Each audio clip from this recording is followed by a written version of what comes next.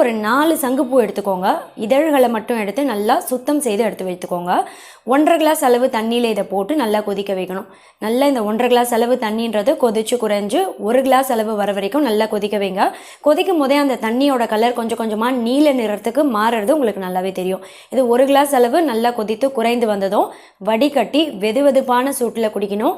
வெள்ளை சர்க்கரை கட்டாயம் சேர்க்கவே கூடாது. ஏன்னா உடல் எடையை குறைக்கக்கூடிய தேநீர் இது. வெள்ளை சர்க்கரை அப்படின்றது உடல் எடையை அதிகமாக்கக்கூடிய உணவுகளில் முக்கியமான ஒன்றா இருக்குது.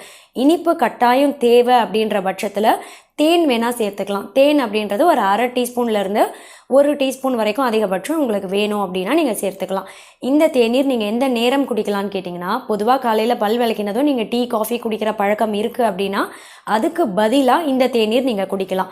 அப்படி இல்லை, காலையில் எனக்கு காஃபி குடித்தாதான் அந்த நாள் ஓடும்னு ஒரு சிலர் சொல்லுவாங்க டயட் கவுன்சிலிங்கில், அப்படியா இருந்தால் ஈவினிங் 4 இல்லை 5 மணிக்கு நீங்கள் டீ காஃபிக்கு பதில்